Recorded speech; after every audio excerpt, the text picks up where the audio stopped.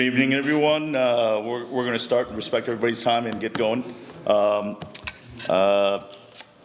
Let me start by offering a get well wish for our ailing first selectman, Bill Gerber, and thoughts and prayers on his quick recovery. I know he's had some surgery, and I wish him well and best of health and recovery. And I'm sure we'll all echo that as well. I want to thank you all for being here today. So the format will be that we will go 10 to 15 minutes for each individual to be able to present some of their priorities or legislative thoughts and post-session, and then be able to kind of recap the session for each of the respectable individuals, and then we'll serve the remainder of the time taking questions from people. I'm sure there's a lot of interest. We will do our best to have every individual answer those questions, and I think for me it's an important part of our civic engagement. But that being said, I think it's also important that the respect and the decorum that's necessary. I want to thank you all for being here on a summer day, and I'm anticipating that we'll close at around 7:30 with closing remarks from each of the respective reps. But I think it's just an important opportunity for us to get this feedback from how the session went and what some of the thoughts are. In addition to what you have heard on the news, to be able to get some perspectives from each of the elected representatives. Representative Kristen McCarthy-Vahey was planning on participating and then had a family commitment. I want to thank Representative Sarah Kitt and Representative Jennifer Leeper for joining this dialogue, and I think it's a productive way in which we are accountable and engage and clarify some of the things that might have gone on in the session. So for me, I will defer and allow Representative Leeper to begin her 10 to 15 minutes presentation. Hey everyone, thanks for being here. Also, folks should feel free. There's plenty of seats closer. They never You come. don't have to hang in the back, but no pressure if that's where you're comfortable. So I am Representative Jennifer Leeper. I represent the 132nd. That includes pretty much all of the coastal portion of Fairfield up to Stilson Road, Black Rock Turnpike, and the Southport Village area, just in case folks aren't familiar with each individual district. So if you live around there, you're probably in the 132nd district. I had the privilege this session for the first time as serving as the Education Committee Chair. And I will tell you, it's a really different experience serving as a chair. In the past, you know, you're assigned to your committees. The committee process of the legislative session takes up a majority of the time we are technically in session. And before being a chair, your time's pretty equally spent amongst your committees. But once you are a committee chair, 150% of your time, more or less, is spent on the committee you chair, because you're now responsible for every legislator's bills that are relevant to education and all of the statewide stakeholders in this space. And it's been such a privilege. I suspect most of you know, but my life's work has been in education. For me, this was such a thrill and just really meaningful responsibility to shoulder our young people's educational opportunities in Connecticut. And aren't we lucky to have so many for our kids here in Connecticut? We've had some huge victories in this space this year. We passed, you may have heard, we're leading in the nation, passing an early child care and education endowment. It's so exciting. I fear it hasn't gotten the press and the attention it deserves. For me, in my 5 years in the legislature, this is the most impactful and meaningful thing we've ever passed. What we've done, and just this week, the first down payment into this endowment fund was made of $300 million. How fortunate are we that we're now in a fiscal place in our state where we have $300 million we could set aside to do this, to be a down payment on our children's future. So this endowment will continue to grow year over year, and every year the unappropriated surplus, so all the money that doesn't actually get spent from our budget will go here until a certain amount, and then the rest will continue to go into paying additional payments on our unfunded pension liabilities. I just want to be clear, there's scheduled payments on the pension liabilities. Those are untouched. What we've been doing and been lucky to do over the past several years is additional payments. And we actually are the fastest state in the nation in paying down our debt, which is awesome. We have a long way to go, but we've made really meaningful improvements, and we're going to continue to do that important work. But now we will also be adding to this fund at a cap of $300 million per year. So we might not every year have $300 million to put in, but it will grow, and we'll cap the amount we can. If this is too much detail, please forgive me. We are going to, by 2032, have universal pre-K, and also we're going to be able to cap childcare payments for families. Anyone earning $100,000 or less, it will be free for you to send your child in a state seat to childcare. This is transformative. And if you're making over $100,000, it's capped at 7% of your income, regardless of how many children you have in childcare. This is amazing. You can tell I'm very excited about it. Similarly, we passed a really transformative piece of legislation around special education. This was a really difficult bill to work through because, as you can imagine, it's our most vulnerable kids. It's families who often cases have really been through the ringer in trying to get the right fit for their kids. And also, it's the most expensive education for our districts.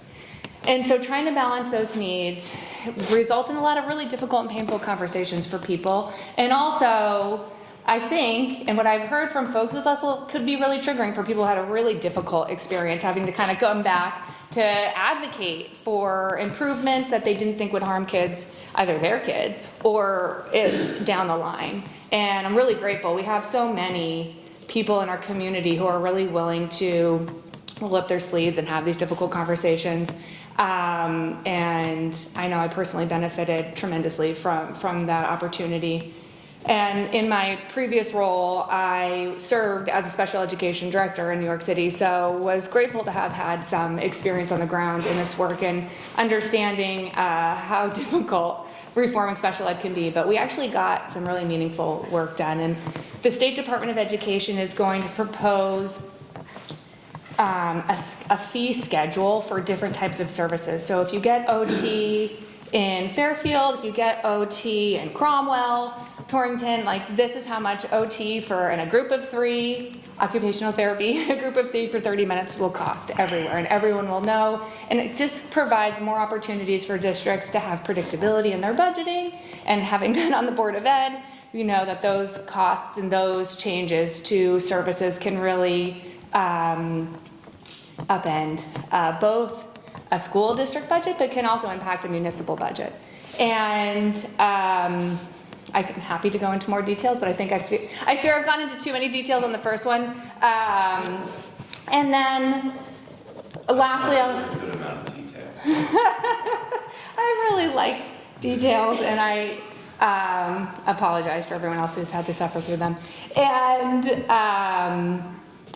we had a big piece of legislation through the Education Committee that included a civic seal of education and engagement, which was going to incentivize students in high school to take both more courses and participate in the community in civics more, and then reward them with a seal of distinction on their diploma to recognize that. I think we've been living through, some difficult years, and more civics education and more civics engagement in our communities is something I've heard unanimously people are behind and think our kids would benefit from. In that bill, we also had improvements to school safety education and our crisis response drill, something we've been working on for 3 years. Our Deputy Chief Eddie Wyatt here was a part of the working group that met for 9 months. We had 8 law enforcement officers. My co-chair was a House Republican member who was also a police officer, and we had a tri-chair from West Con. which has a center there for crisis preparation and school safety. So the three of us co-chaired that group. We were able to put forward unanimous recommendations, which was a huge milestone because this was another pretty sticky issue to talk about, especially in Connecticut.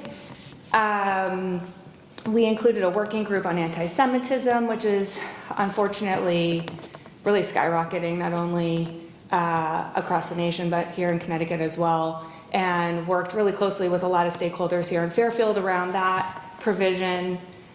We had a provision to require school districts to have policies on cell phones and smart devices, and an effort to limit those during school because we know these are really impacting our kids. It's driving loneliness, disconnection, distraction in school, loss of learning, and whatever we can do to help kids be engaging in person in real life with one another and focusing on their academics, I think is a really important step in the right direction. There were several other provisions in this bill that unfortunately didn't pass the Senate on the last day, which was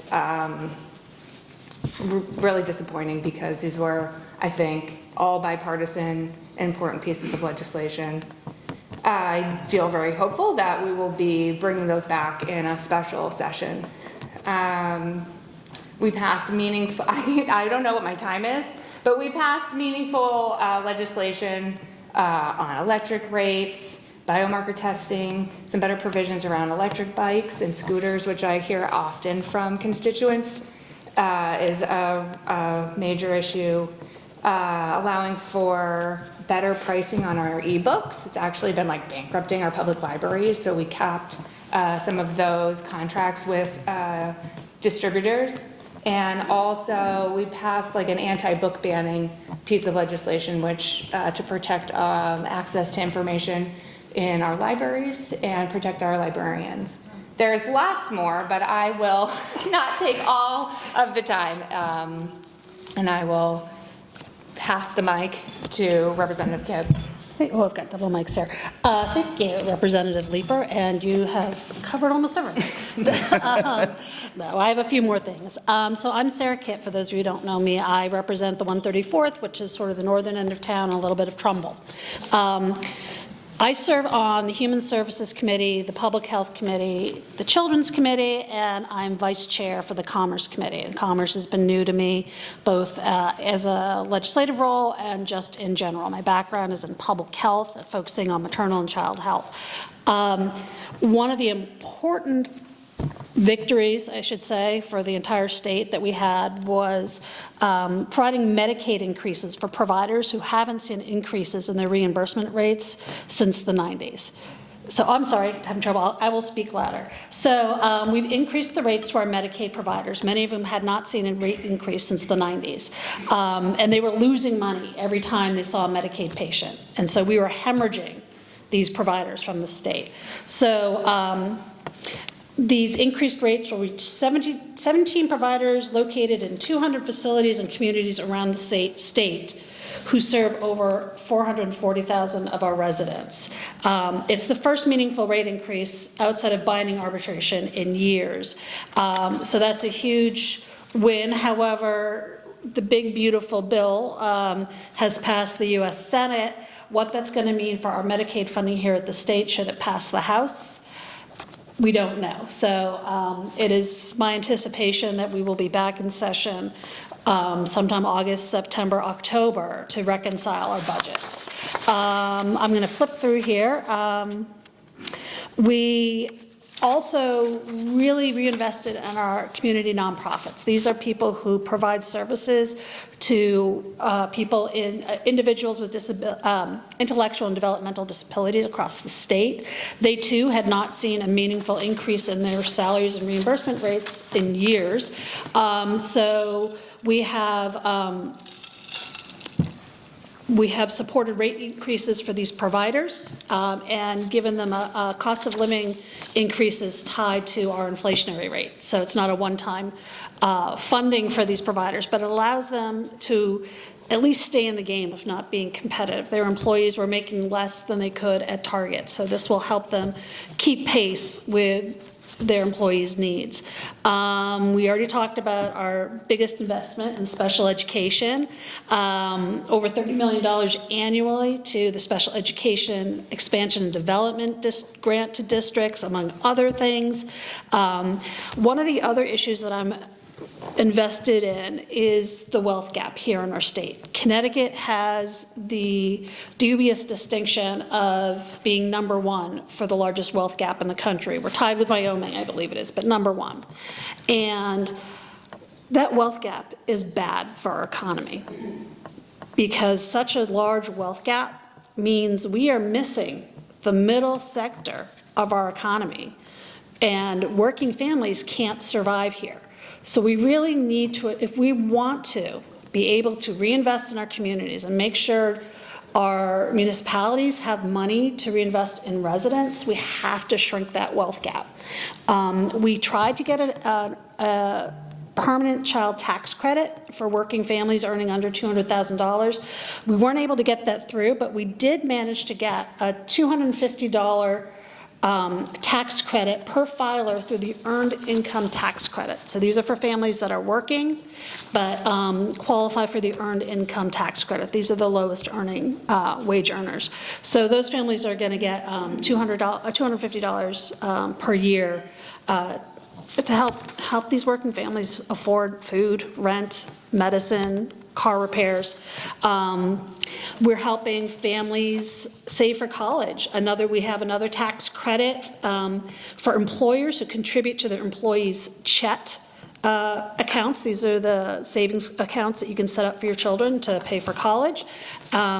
So the employers can get that tax credit if they contribute to that.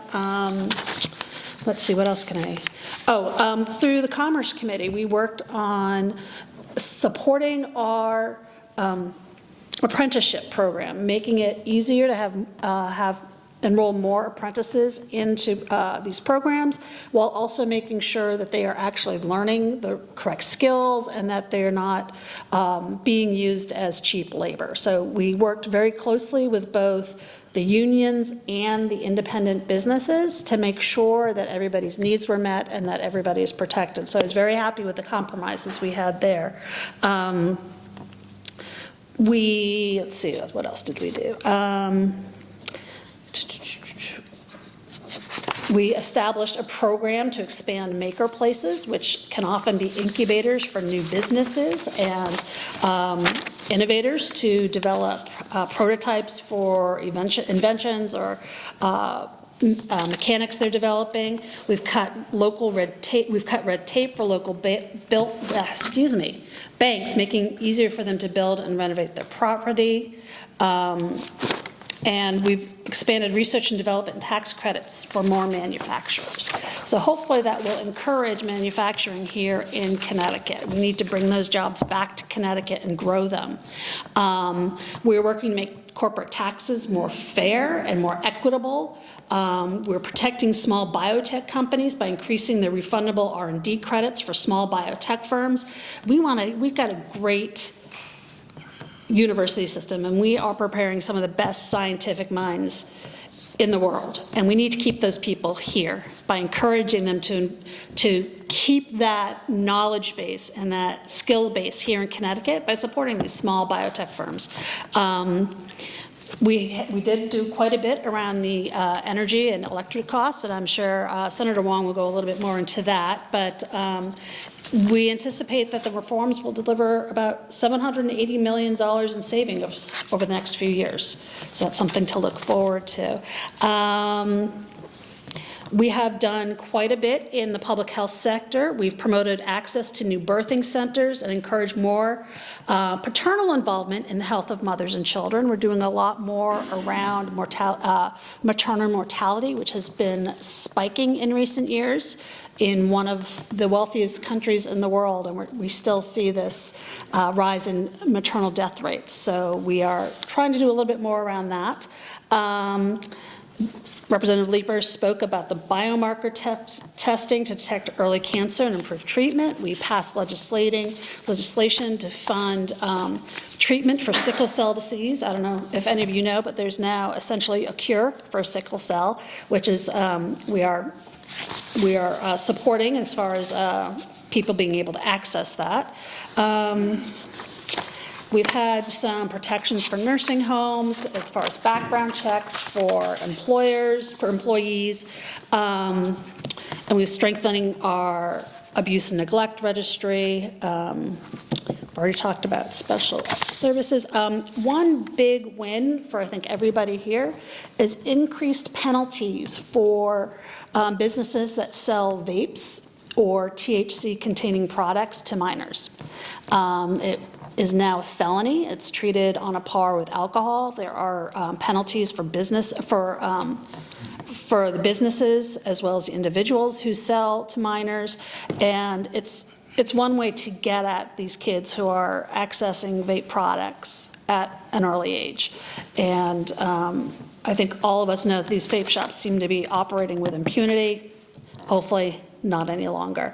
I was really happy to start working on this bill with Representative Rutigliano, and then the General Law Committee took it over, and grew it and made it even stronger. So I think that's a huge win for all of us and for our kids, whether they like it or not. I think those are, we have some important environmental things as well. We finally are regulating the use of rodenticides, banning fertilizers that contain PFAS, and grant programs to fund agricultural land preservation. So I'm trying to think if there's anything else big I want to talk about. You know what? I think I'll save some stuff for the senator to talk about. I'm sorry? Okay. Yeah, that was a lot. I think one of the first things I would say is there are nearly 30 committees in the General Assembly, and I think we added 2 more this year. And the structure works in which the chair and the Republican minority becomes the ranking member, and they work in a selective group. But out of those 30 committees, or 29, there are areas of cognizance in which the leadership works and really kind of fine-tunes the bill. Then it appears before either the Senate or the House. For me, I can offer my perspective and contributions and bills and accomplishments. I think I am the Republican leader on the Committee on Transportation, as well as aging, insurance and real estate. I'm also the Republican ranking leader on the Finance Subcommittee on general obligation bonds and transportation bonds, and I also sit as a member of the Planning and Development Committee. And I think one of the interesting parts about that is the fact that we work very, very well together in the various committees of cognizance that we work on. And I think when you look at the makeup of the General Assembly right now, post-elections, with elections having consequences and impact, we have a 24-12 veto-proof majority in the Senate for the Democratic majority, and we have almost a 2/3 majority of Democrats to Republicans in the House. And so in that context, being in a minority party, we work well together, collaborating, interacting, compromising to get bills done. There are many bills to put into proper context. This being a budget year, there were over 3,500 individual bills proposed. Only 270 approximately finally gained passage. To put into context, that is really a tremendous workload that we had to work through. And to get any bills that we talked about through the finish line just requires incredible yeoman's work. And then we have a unique vehicle in the General Assembly that we take a bill and at the last minute, we use strike-all language and we throw in 30 bills into an original bill. It is how the sausage is made, so to speak, in the legislative process. But it really is one of the most frustrating things in regards to transparency and process. When at the last minute, bills change in its focus and legislative bills. The budget itself included almost 25 different bills, some of which did not have a public hearing. But it's a one vote. You have a bill that we call an aircraft carrier that combines a multiple of other bills. There have been bills that, more from a 9-line bill to a 93-page critical bill with 43 sections, literally overnight. So that is one of the most unusual but inside the beltway process that's infuriating and very frustrating. And so for me, the bill I'm mentioning is House Bill 5002, the omnibus affordable housing bill. But people need to fully understand that it began in the Housing Committee as a 9-line bill that was a study on homelessness. It went to the Appropriations Committee as a 9-line bill on homelessness. It went to the Finance Committee as a 9-line bill on homelessness. In fact, as a member of the Finance Committee, with the bill language as it is, with 9 lines, I supported this study on homelessness. Gets out of those 3 important critical committees. It sits on the calendar.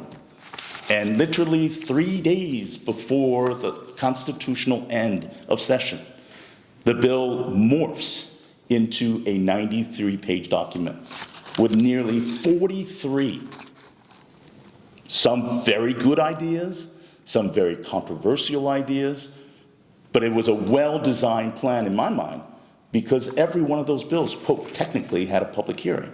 But we're tacking on 43 different sections, ideas, and policy into a bill that did not go through the respective areas of cognizance. It was also one of the bills that the governor vetoed. And so for me, that has been one of the biggest frustrations in regards to how we work through the process with one-party rule and a majority. And 5002 has some very good ideas. It supported being able to have home ownership and other supplementals. And there was money put into it to incentivize. Even the controversial work, live, or ride got softened into a opt-in for municipalities. But there were many other provisions that were very, very controversial. And so I applaud the governor for vetoing it. And my thoughts are that we will eventually go back into a special session and address the issue of housing. But for me, the due process and the lack of transparency and potentially the power of the majority to be able to dictate and not have the public have the whole complete story is one of the biggest frustrations I have and why people have such disdain for politics. So that is one bill that is a big frustration that everybody's heard about, particularly in the town of Fairfield, when we have so many high-density buildings that are literally appearing overnight because, to the credit of many people in this community, we have reached a moratorium on Section 830G. But these applications, these proposals are outside of the moratorium. And number 2, the provisions that are provided in 5002, and I would encourage people to read some of these provisions, they are in addition to housing requirements beyond 830G. One of the controversial provisions that I struggle with is has of right to be able to build and develop. That is a legal term that says developers or builders or individuals can build within different areas and provisions. Guarantee has a right without going through any local zoning authority. They have a legal has a right to build. That to me is far too overwhelming and far too expansive. Another factor is the fair share calculation, that if you added in the calculation in addition to the 830G requirement within the town population, you have now an additional requirement. And it ranges from potentially 300 to some municipalities, nearly 1,000 additional household requirements. That again is untenable, and it overwhelms the local input. And I do admit and acknowledge that we have an affordable, accessible, and diverse housing crisis in the state of Connecticut. But being able to have builders that has of right, removal of parking requirements, study that adds an additional burden to give has of right building is not a concept that I have supported. And I'm grateful that this delegation that are present here today all voted against 5002, and I'm appreciative that the governor vetoed the bill. Saying that, we did do a lot of good things as well. The early childhood endowment is critical. It will supplement early childhood nursing, nursery school, preschool staffing to be able to give some additional funding for their great work. We did supplemental special education. I believe we added $40 million to the governor's initial proposal. I would say we're still another $80 million short in regards to special education.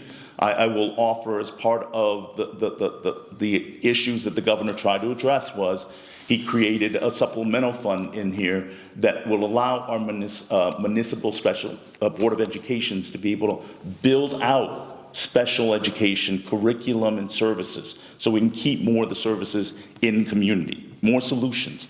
But for me, as the ranking member in transportation, I work just gratefully and very effectively with my chairs. They hold ultimately the levers of final decision, but we have been a collaborative, engaged entity in which all the major bills, and we did also use aircraft carriers in transportation. There were two major bills that we undertook in the Department of Transportation's agency bill. We combined perhaps about 15 to 20 different bills, each of them that we explained and articulated and had full buy-in, so that in the House and the Senate, both of those bills, that bill passed nearly unanimously. We also had a Department of Motor Vehicle carrier that had about 15 provisions in there that also received widespread bipartisan support. So make no mistake about it, these kind of cobbled bills do occur, and they are sometimes necessary to get the process through.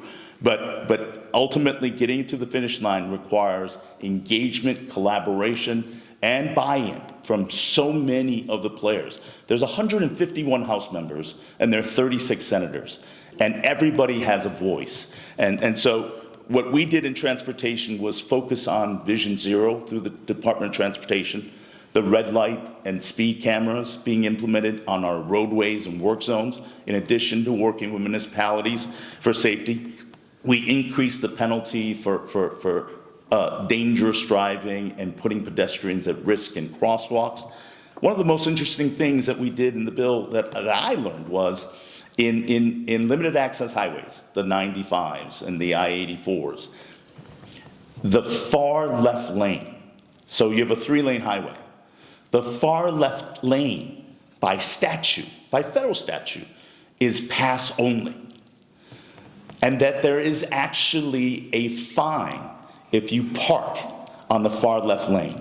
If you're doing 55, 60 on the far left lane, that is a potential for infraction. What we did this year was raise an awareness with the DOT to put up new signage, to increase awareness in education programs, to be able to ensure that there's a smoother pathway on the roadways. I didn't know it till the legislation began.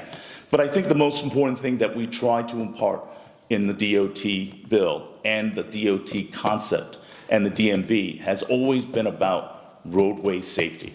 The commissioner of DOT, Commissioner Euclidо, has been a national, if not international, leader in that area. We work very close. And I think the most important thing we have as a theme is roadway safety, reducing preventable fatalities. And we need to address 3 critical factors, which we've been doing year after year. And that is to reduce reckless driving, to reduce impaired driving, whether it be alcohol or with the legalization of marijuana, a real concern on our roadways. But I think also number 3, it is also an understanding of creating infrastructure, roadway, and education. But I think another factor is we can make all the laws we want, but common sense needs to dominate on the road. So for me on transportation, I'm very proud of working on a bipartisan basis and getting a lot of those bills done. What was mentioned earlier is e-book legislation. This was a 5-year saga that I worked in, and that was from the leadership of the Fairfield Library and the Newtown Library, head librarian who educated me on the fact that the e-book publishing pricing disparity is remarkable. So you have It, the book by Stephen King. The print hard copy is $24.99. The publisher, who has a complete monopoly and control in the marketplace, charges for your electronic audiobooks for a 28-month lease and a 26-time usage. That's all. They charge each usage, each one of those permits, $96. That has been persisting under the guise of copyright protection. What we did in this bill in a truly bipartisan manner with planning and development as well as government administration, we changed the law to address it from a different angle. We said private contract law does not bypass copyright protection. So we were able to get that passed this year. What I also worked on in a collaborative and co-introducing legislation was in the Insurance and Real Estate Committee. Healthcare costs needs to be contained. I want to give kudos to Representative McCarthy-Vahey as the chair of Public Health. We worked in concert in some of the areas in addressing some public health cost concerns.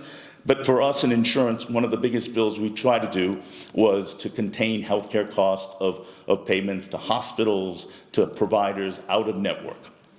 It didn't pass, but we did pass a comprehensive prescription drug, generic drug bill to address pharmacy benefit managers and their control in the marketplace to reduce prescription drug cost. Another factor that we did was the environment. Last year, House Bill 5004 did not get called. And when bills that are critical and contain many, many good things don't get called, a lot of blood, sweat, and effort for all the people that are in it.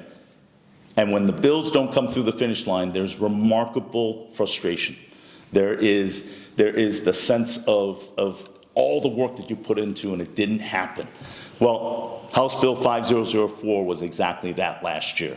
It was a comprehensive environmental bill that addressed the issue of climate change, being able to adapt and reducing greenhouse gas emissions. It was a comprehensive bill that last year had a lot of federal subsidies to be able to reach a tipping point. It did not get called. And unfortunately, we made a commitment that this year, working with now former state representative Christine Palm, we were working together to get that bill called. And gratefully, that bill was called and it was debated very heavily in both the House and the Senate. And I'm proud to say that I'm the only Republican state senator that voted for the bill. And the reason being, climate change is real. Greenhouse gas emissions must be reduced. And we need to move incrementally, step forward. There are some people that are extremely concerned in regards that these kind of initiatives would cost businesses money, cost consumers money. And that's true. To be able to make adoptions and make changes in behavior and attitudes is going to require some sacrifice. For me, in representing an area that has one of the highest density, as well as air pollution, even though it may come from New York and New Jersey, I supported the bill 3 years ago in regards to air quality. Again, being the only Republican in the House and the Senate to have supported that kind of an initiative. But I'm happy to report that the bill passed. In fact, I was just up in Hartford with Governor Lamont celebrating the passage of that bill to move things incrementally. Another bill that was passed related to the environment and is critical to Fairfield is Senate Bill 9. It addressed the issue of coastal resiliency. In addition, and I think the combination of both bills being signed together is important because climate change has not only impacted greenhouse gas emissions, it has changed our weather patterns. It has raised sea level. We have seen more severe storms hit our community. Those that don't remember, in August last year, we had a training severe storm that flooded out the riverways of Southbury, Oxford, and Newtown. It wasn't even in a flood zone, but the devastation was just stunning. So when we talked about coastal resiliency and changing weather patterns, SB 9 did a very, very good job, and I want to give compliments to the governor for initiating and leveraging that focus. But attached to 9 is also 2 critical issues unrelated to coastal resiliency, and that was neonics for our pollinators as a pesticide, to be able to limit the use of that. Another is rodenticides, the poisons for our rodents and squirrels, whatever you may. But they damage and they create a vicious and deadly cycle of food supplies for our birds of prey. So we were able to make changes in that. So Senate Bill 9, House Bill 5004, environmentally, was also passed after many frustrations and many years of passage denial. But I think the other part was utility bills. Well, I think one of the hardest things we had to do was to tackle the public benefit aspect, and with the cooperation of a bipartisan effort and also with the governor getting involved, we were able to take some of the money that is allocated into public benefit and take it out into a budgetary allocation. So the potential of savings rounds off to be about $200 a year for the consumer. It's still a ways to go, but we made some incremental increases, and it's moving like a turtle. But I can assure you, it was one of the biggest factors that we have to address affordability. Now, we can go out with a lot of things. I think when we talk about bipartisanship and working together, we are not Washington, I'll tell you that right now, okay? And people need to remember the things that we have done, particularly when you look at the successes in the monopole against UI, working together to find solutions. But it also had importance that isn't legislative, that's impacting our community. So the Siting Council had a decision earlier this week, last week, that addresses the issue of the monopole docket. We had fully anticipated it to be a rejection and a win for the community and residents.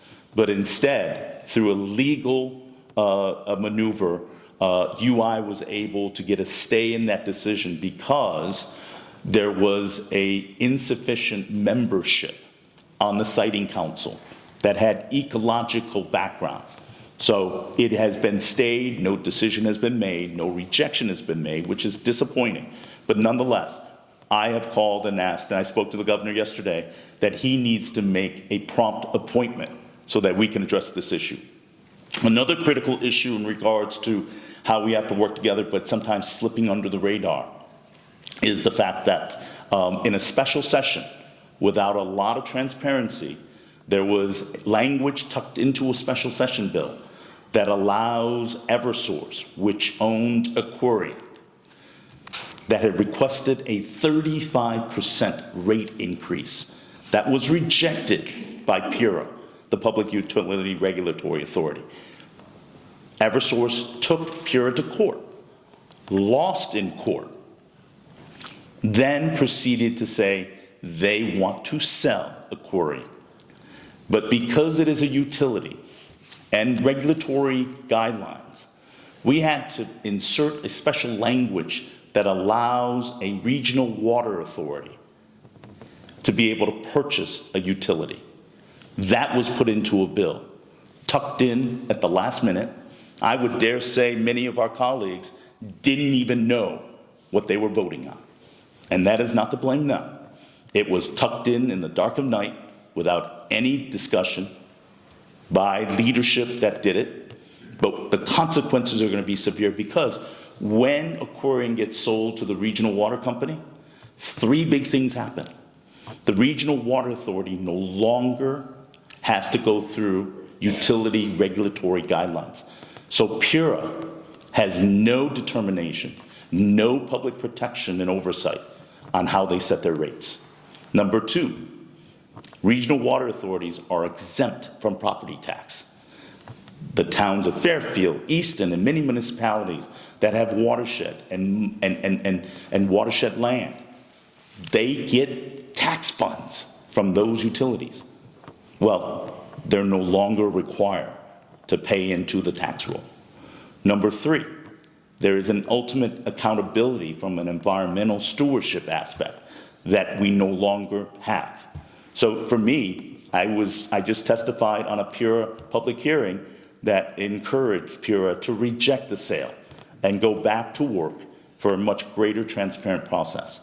So again, there are a lot of things that we did. And were everything a success, and does everybody come away happy? Absolutely not. But we plug away, we keep trying, and I wanted to have this post-session, and I'm glad my colleagues joined me, is I wanted to be available to kind of clarify any questions. And look, some of our answers may not make you happy, but at least I wanted to be available and accountable to answer the questions on how the process came to be. And I'll preempt this. I'll preempt this because I think someone's going to say, how do you feel about Donald Trump's big, beautiful bill? All right, I'm going to preempt it by saying this. It's a big bill. Big bad bill. It's a big, bad bill, but I would dare to say, how many people in this room have read the entire bill?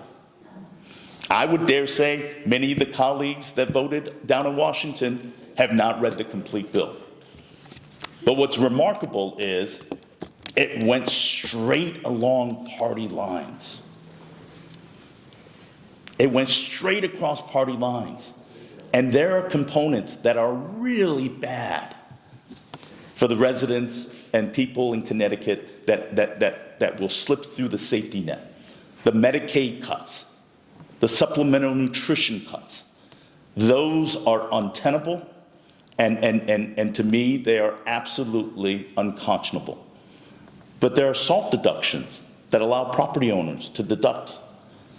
And the tax deductions, even though what you hear are for billionaires, yes, they do benefit. But there are middle-class tax cuts that are in that bill.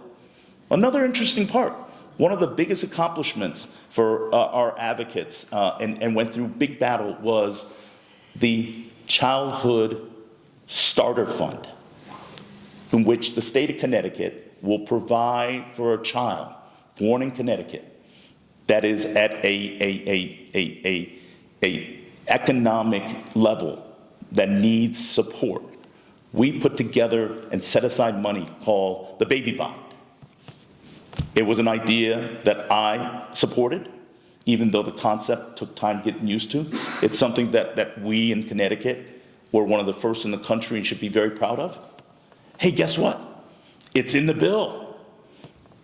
The big, beautiful bill actually has a baby bond that gives $1,000 for every child born in this country at a certain socioeconomic level. Again, the devil's in the details and the rhetoric and the complexity. But the fact, plain and simple, is just as we had the Affordable Care Act vote, when the Democrat majority, through its president and the House and the Senate, passed through the Affordable Care Act 50-50 in the Senate, with the vice president casting the vote. And it passed the House by a squeaker of the difference with no individuals breaking along party lines. At least in this case, in the Senate, there were 3 Republican senators who voted no. But it wasn't enough, right? But again, I'll say this. On the face of it, based upon some of the critical elements, the big beautiful bill is troubling to me. Secondly, what does that mean? Well, it means that the state of Connecticut and the legislative branch, along with the executive branch, will need to go back to work in September or October to address the Medicaid shortfall. We've already anticipated that in an earlier special session in April, in which we allocated money to support agencies on immigration, on LGBTQ, mental health.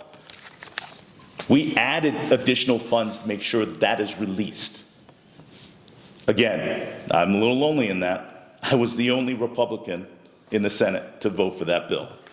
Because to me, those agencies, I knew every single one of them and the great work that they did. That being said, we're going to have to go back to work, and we're going to make up the shortfalls to care for those that are at the safety net, and we need to ensure that they're protected. And children need to be able to have a square meal when they go to work and have nutritional supplement, because when they're not able to be full, they can't study, they can't maintain concentration, and they go into that cycle of poverty. So to me, it's a bill that is fraught with trouble, but nevertheless, we've seen it repeated over and over again in the environment that we have. And perhaps maybe for me, to be able to cast a lone Republican Senate vote in many of these legislations, I hope to be able to say a message that, look, I judge each bills by their merits, and when they're put forth to me, I make the votes that are necessary. So again, I appreciate the opportunity for all of you to be here on a hot summer day, listening to 3 politicals go on and on, but we'll be done, and as I mentioned in our format, we welcome people coming up to the podium, offer your thoughts and questions, and we'll do our best for each one of us to answer it. So thank you very much for listening to all 3 of us.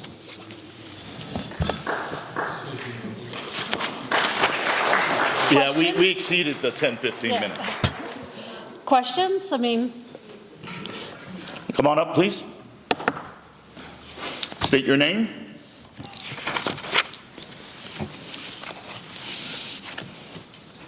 Hi, my name's Bill Hopf. I live in Fairfield.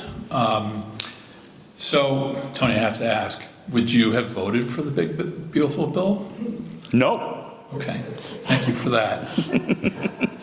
And I would offer to follow up, and I would like to ask my colleagues to answer the same way. The same way I did not vote for the state budget bill, because there were many good things in it. But as you saw, it went straight along party lines, no deviation.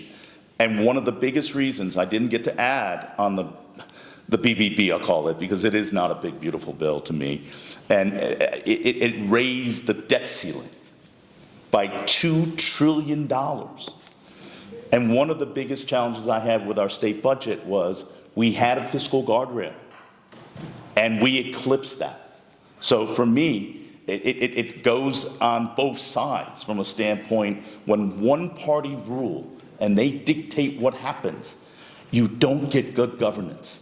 I offer that. So yes, if ever given a chance on a federal level, I would not vote for the bill.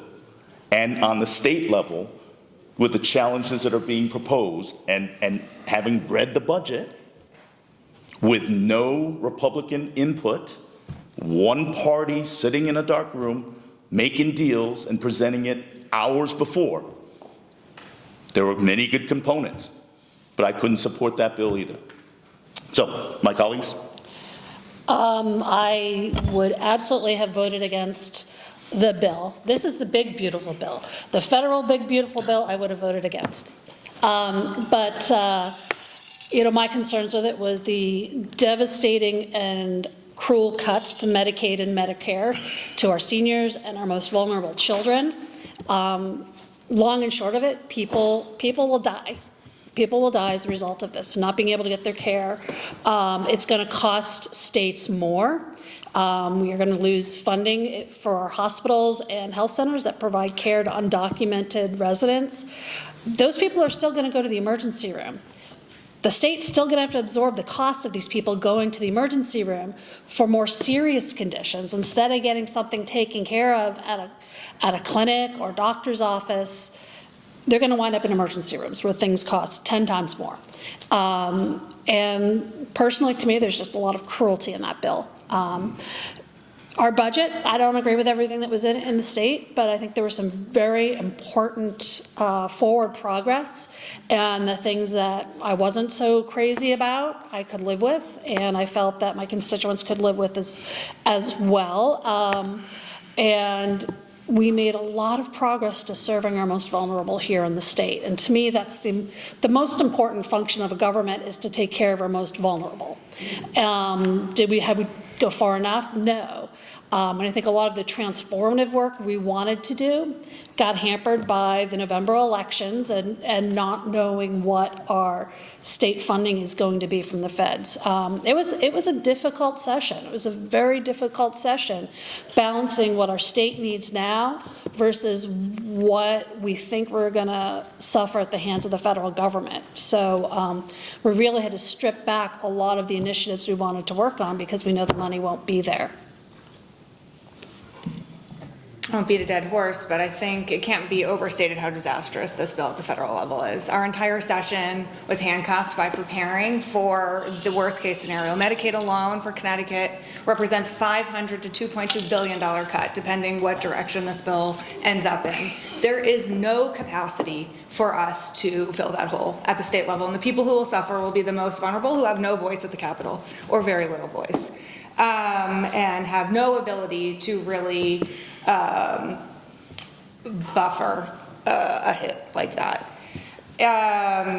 We're exploding our deficit by $4 trillion. It's unthinkable. It's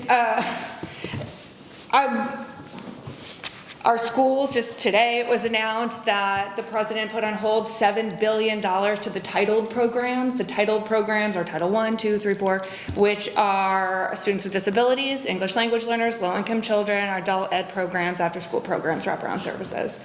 We're anticipating $50 million as of now to be cut from our schools here in Connecticut. It could be much worse. But even if we end up getting that money, let's just pretend that doesn't really happen, he changes his mind, the chaos it causes, people get laid off in the interim, you can't get those people back, people need to have a job and an income. So even if we got those monies, the programs are all interrupted, and those kids won't get those services. You don't know how long it will take for you to hire new people, re-onboard them, get the families to trust that they can leave their kid at this program, or wherever the case may be. The same thing is happening across our public health sector. That's actually even worse than what's happening in our schools. And you could amplify that by everything. He closed all the blue state civil rights courts. So if you have a child with a 504 plan, that means you don't have an individual education plan. Maybe you're deaf. And so you have a 504 plan for accommodation. So your teacher wears a speaker, so you can hear better. And then you get into a classroom, the teacher doesn't want to wear it or is not wearing consistently. There is nowhere for families to go anymore to rectify that case. That's happening now, our whole region. Boston was the court for the whole region, and now there's no court anymore. So all of our families who have children with 504 plans are really nervous. And that's actually not something that's really easy to replicate as a state. We did do a bill through the Education Committee at a state level to protect 504 provisions as a federal court case is working through. The case hasn't been decided, so we're tabling that work. It got a public hearing, it went through all the processes, but we didn't bring it to the floor because we don't want people to shop either the state courts or a federal court, depending on what's happening. So we're going to wait to see how that plays out. But that's just a small example. I'll talk just now for the state budget. I feel really proud about what we did. We did adjust the volatility cap, which wasn't set by actuaries in 2017. We've actually had way more revenue coming into the volatility cap every single year since and I agree with the 2017 fiscal guardrails, but you also saw on Monday, we have 190 million more additional revenue than we even anticipated. That's been the case every single year. We all know, and I think every caucus is saying people are desperately in need right now. And we are disproportionately a community that can shoulder more of that need, and yet we still are feeling a really significant need here. So you can imagine people who are living paycheck to paycheck. So to vote against actually funding all these great programs you just heard about, it's hard for me to really understand. We did this wonderful early child care endowment, but if you didn't vote to fund it, it doesn't really mean a lot. Fairfield benefits from this budget. Each of the next 2 fiscal years, we get $8.5 million in state aid. That's really meaningful for our community. It's more money than we typically get. It goes to our schools, that's municipal aid, that's the payment in lieu of taxes, having had 2